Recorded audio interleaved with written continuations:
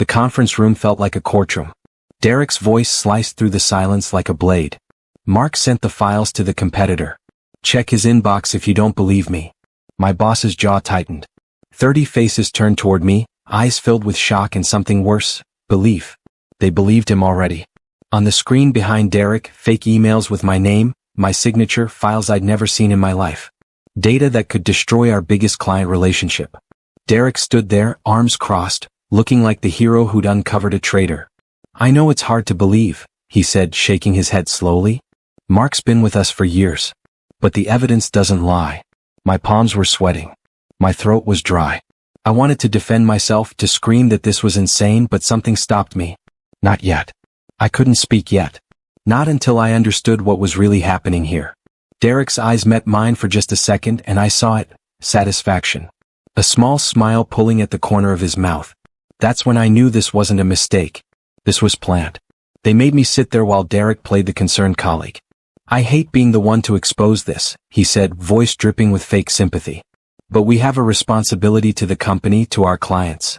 People I'd mentored for years wouldn't look at me. They stared at the table, at their phones, anywhere but my face.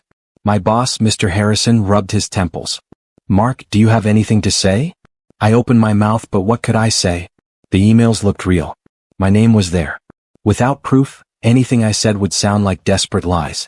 I didn't do this, I said quietly. Someone set me up. Derek let out a long breath. Come on, Mark. Don't make this worse. That's when I caught his eyes again. He looked pleased. Not just relieved or vindicated, pleased. Like he was enjoying this. Like watching me squirm gave him actual joy. That's when I realized this wasn't about protecting company secrets or client relationships. This was about power. About destroying me specifically. The question was why. And the second question, the one that made my hands curl into fists under the table, was how long he'd been planning this. Please subscribe to the channel and write in the comments where you're listening from. My name is Mark Keller. I'm 34 years old and I worked in project management at a tech consulting firm in Denver, Colorado. For 6 years I built my career there. Earned promotions. Mentored junior staff. Though I was building something solid, something that mattered. This is the story of how my colleague framed me in front of the entire team. How he used lies and manipulation to destroy my reputation in a single meeting. How I lost everything I'd worked for in 20 minutes. But more than that, this is the story of what came after.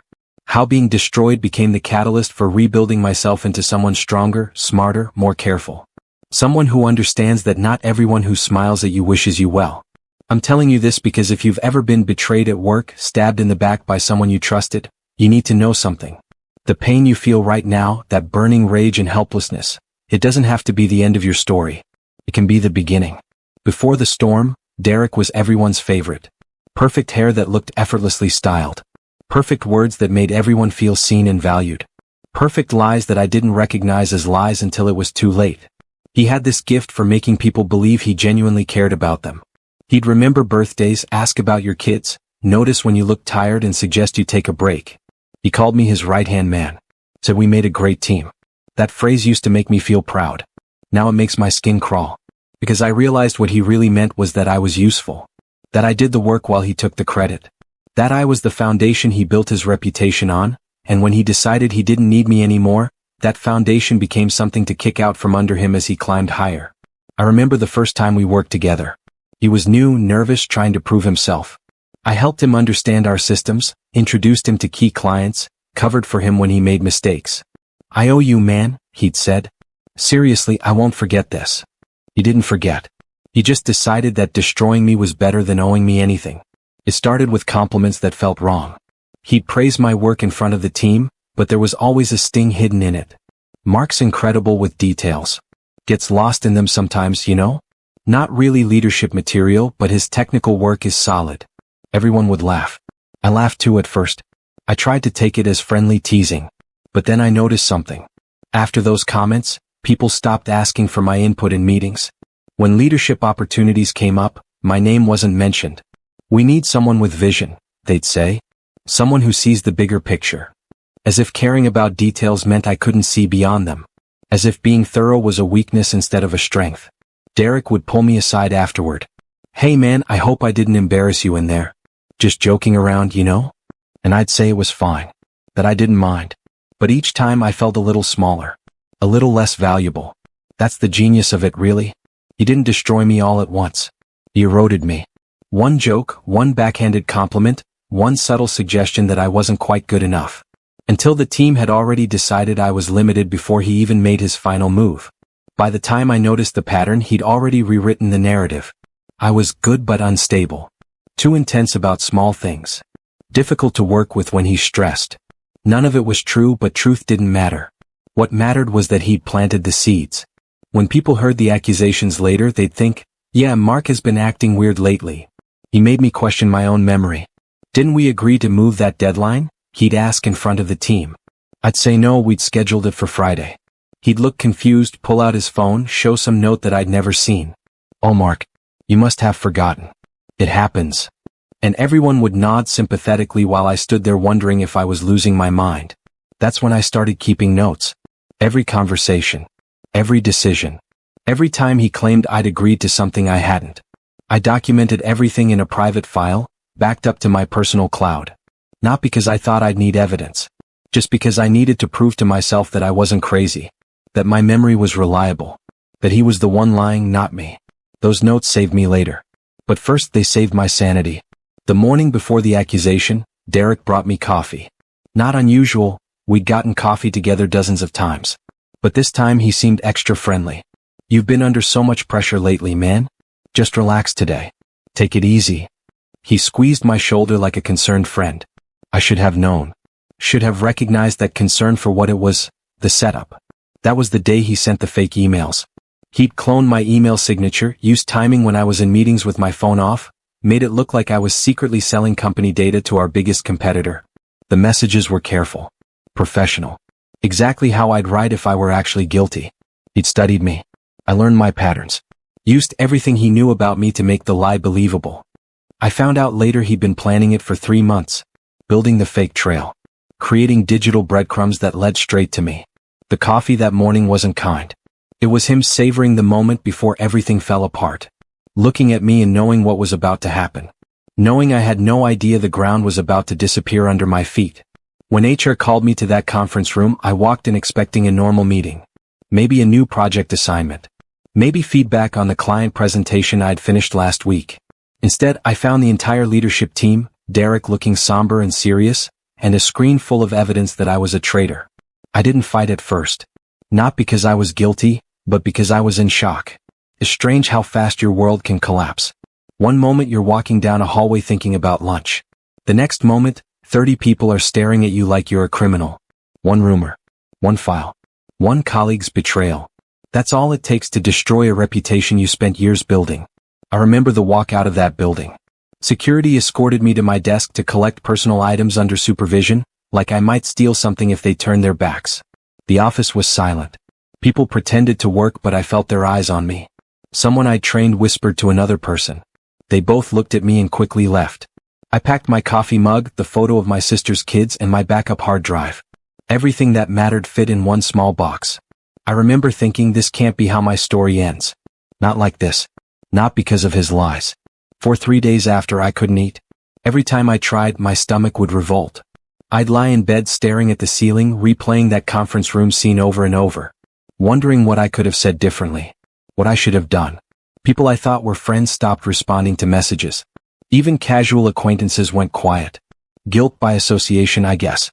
Nobody wants to be connected to the guy who betrayed the company. Derek sent me a text on day 2. Hey man, I hope you're holding up okay. I know this must be rough.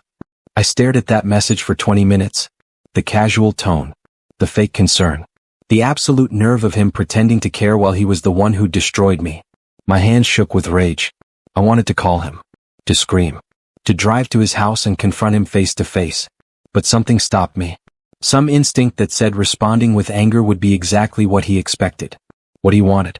He'd probably screenshot it, show everyone how unstable I was, use my rage as proof that I was capable of betrayal. So I didn't respond. I just sat there in my dark apartment, letting the anger burn itself into something colder. Something more useful. That night, I looked at myself in the bathroom mirror and didn't recognize the man staring back. Defeated. Broken. Eyes red from exhaustion and unshed tears.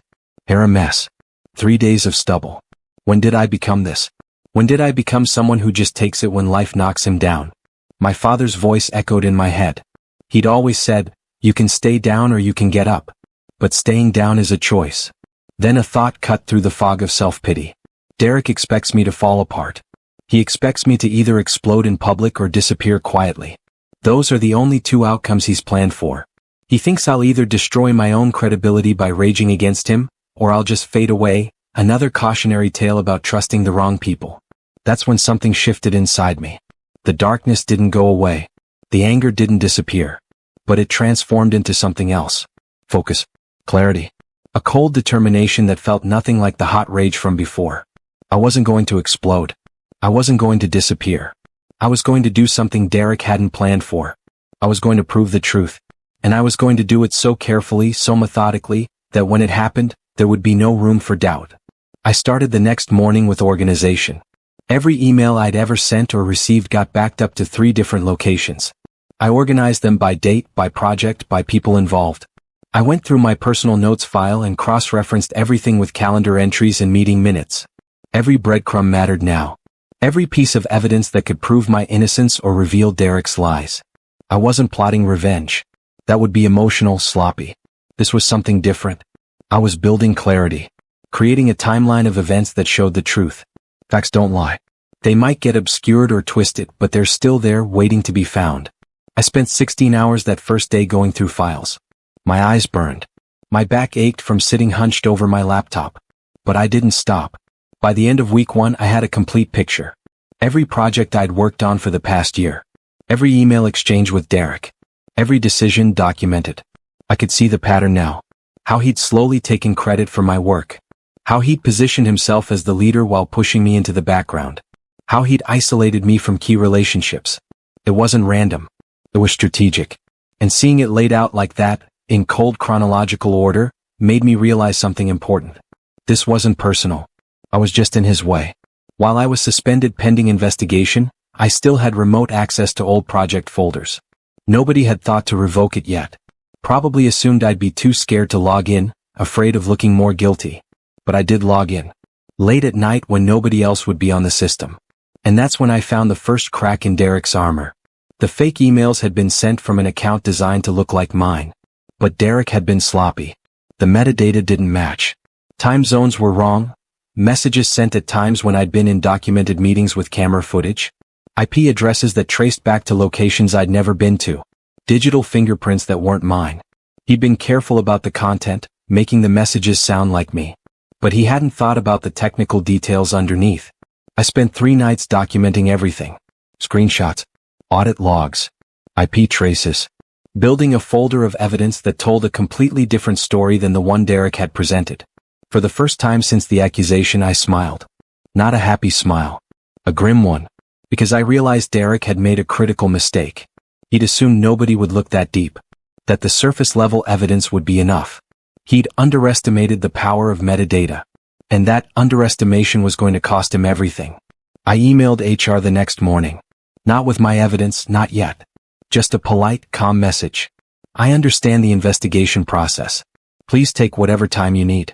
I have full confidence in the truth coming out. No anger. No accusations. No desperate pleas of innocence. Just professional courtesy and patience. The kind of message an innocent person would send. I copied Derek on it. I wanted him to see that I wasn't falling apart. That I was calm. Collected. The message was really for him more than HR. I wanted him to be comfortable. I wanted him to think I'd accepted defeat. That I was just going through the motions while quietly looking for a new job. The more secure he felt, the more careless he'd become. And I needed him carelessly. He responded within an hour. Hang in there, Mark. I know you're going through a lot. Again with the fake sympathy. But this time I read it differently. I could see the satisfaction underneath the words. The confidence. He thought he'd won. Though I was broken and just waiting out the clock until the inevitable termination. Perfect. Let him think that. Let him relax. Because the thing about traps is they only work when the prey doesn't see them coming. Derek started slipping within 2 weeks. Without me around to clean up his work, deadlines began falling apart. Projects I'd been managing quietly behind the scenes suddenly had problems. Clients were confused about deliverables. Junior staff didn't know who to report to. The machine I'd helped build started showing cracks without my hands keeping it running. I heard about it through a former colleague who still believed in me. She texted me updates. Derek's drowning. He took on your responsibilities but can't handle them. The Peterson project is a disaster. He's starting to snap at people in meetings. Each message was another piece of good news. Not because I enjoyed his suffering, though I won't lie there was some satisfaction, but because it proved something important. It proved my value. Proved I wasn't just some expendable detail-oriented worker bee. I'd been essential and now everyone could see it. Derek started a whisper campaign. The team's lost without Mark, he'd say in meetings according to my source. Really shows how much we relied on him. Trying to look magnanimous.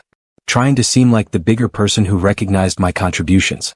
But what he didn't realize was that every word of sympathy was tightening a noose. Just not around my neck anymore. Around him. 3 weeks after my suspension, the company announced a major pitch meeting. Our biggest potential client of the year. Worth $3 million in annual revenue.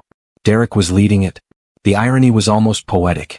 He was about to walk into the most important presentation of his career, built on a foundation of lies he'd told about me. Using the reputation he'd stolen from my work. Standing in a spotlight that should have been shared. I got the notification through the company-wide email I still received. Major client pitch Thursday 2 p.m., all hands support required. Derek's name was listed as primary presenter.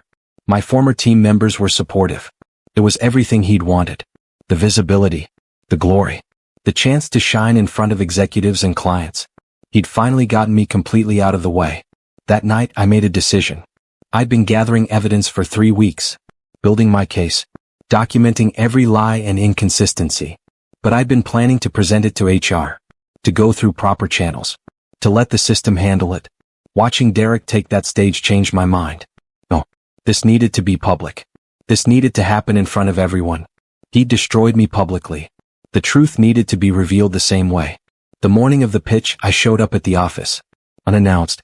Uninvited. I walked through security like I still belonged there. The guard looked confused but didn't stop me. My badge still worked. I made my way to the conference room where the pitch would happen. People stared. Whispered. I heard my name ripple through the office. Derek was doing a final run-through when I walked in. He froze mid-sentence. The entire room went silent. You could have heard a pin drop. Mr. Harrison stood up. Mark, what are you doing here? You're not supposed to be on company property during the investigation. I smiled calmly. I'm aware. I'm here as an observer. Unless there's a legal reason I can't attend a company meeting?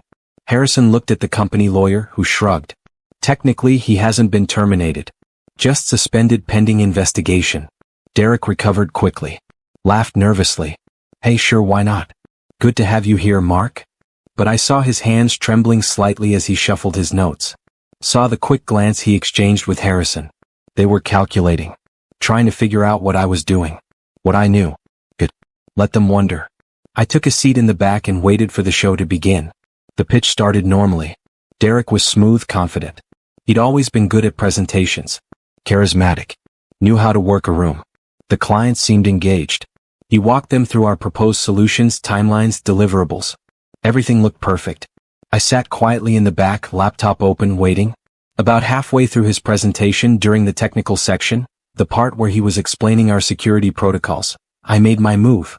I'd loaded my evidence file onto a USB drive that morning. Connected it to my laptop.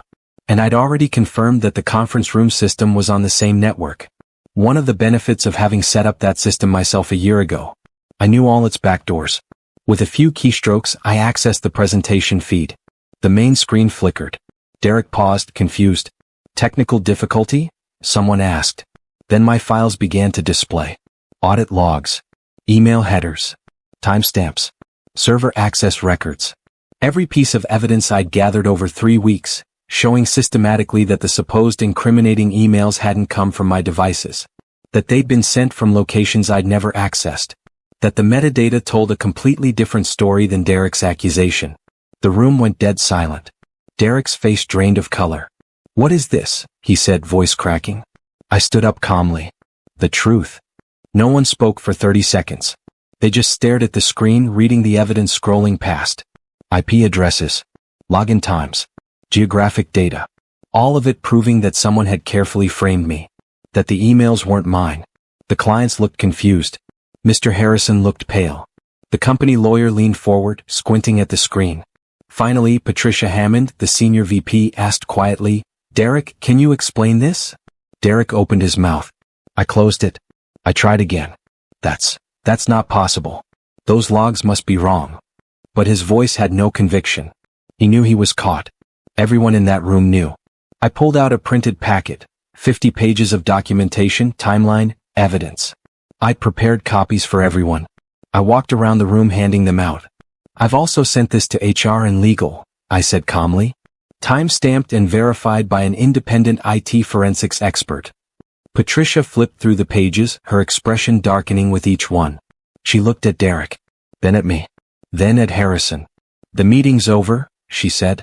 "Clients, I apologize for this situation. We'll reschedule." The clients gathered their things quickly, clearly wanting to escape the tension. As they left, Patricia pointed at Derek. "Security. Please escort Mr. Lawson to HR. Now." Derek didn't even look at me as two security guards appeared at his sides. They escorted Derek out 2 hours later, carrying a box of personal items just like I had 3 weeks earlier. The poetic justice was almost too perfect. I watched from the lobby as he walked past. His face was blank. Shocked. He'd gone from presenting the biggest pitch of his career to being fired in the span of 2 hours. Some of the people who'd avoided me after the accusation tried to approach. "Mark, I'm so sorry. We should have known." I never really believed it. I nodded politely but didn't engage. Their apologies meant nothing. They'd been willing to believe Derek's lies without question. Willing to throw away 6 years of working with me based on fake emails and a convincing performance. I didn't need their apologies. I didn't need their guilt. I'd already outgrown them. Already moved past needing validation from people who'd abandoned me so easily. Mr. Harrison called me into his office that evening. Offered me my job back.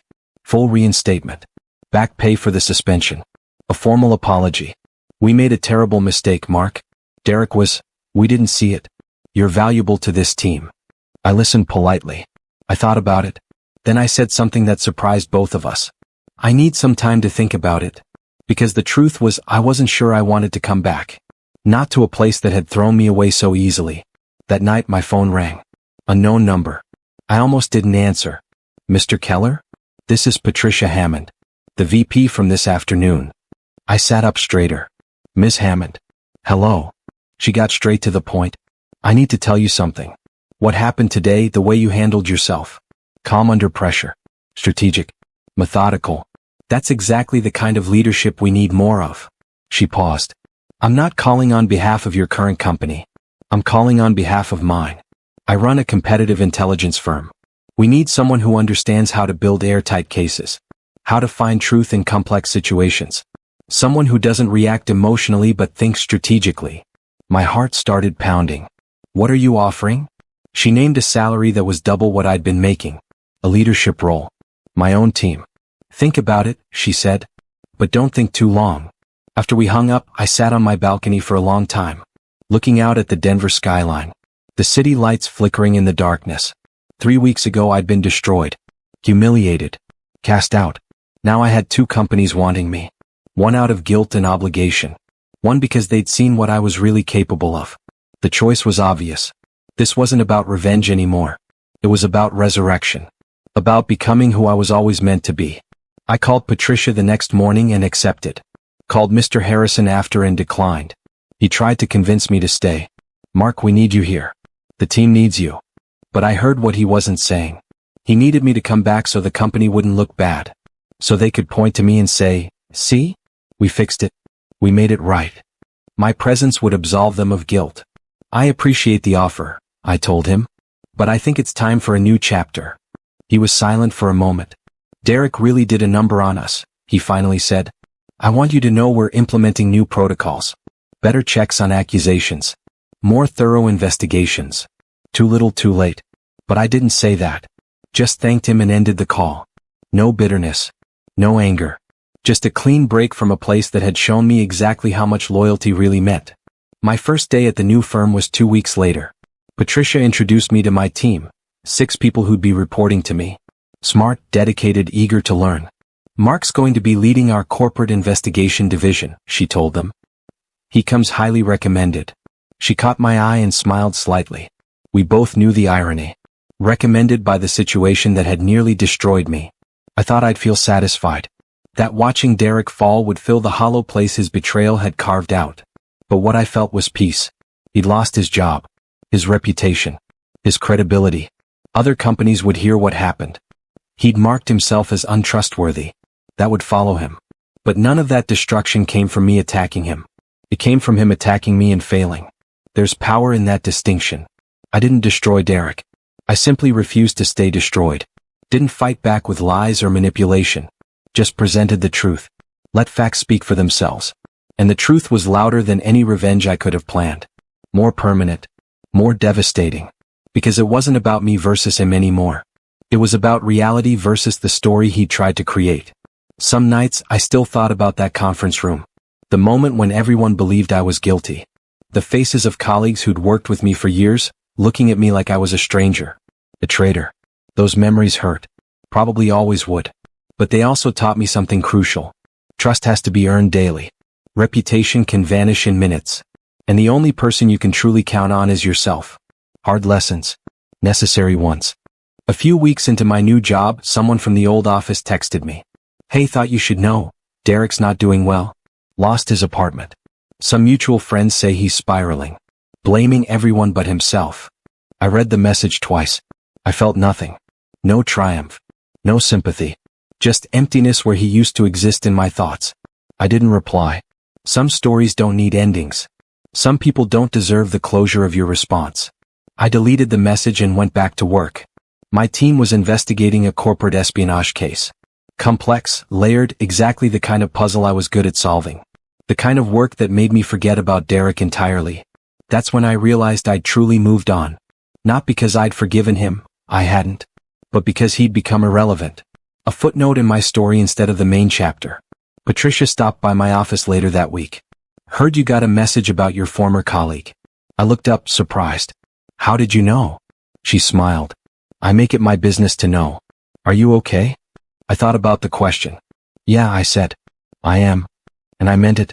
The version of me that Derek had destroyed, that person was gone.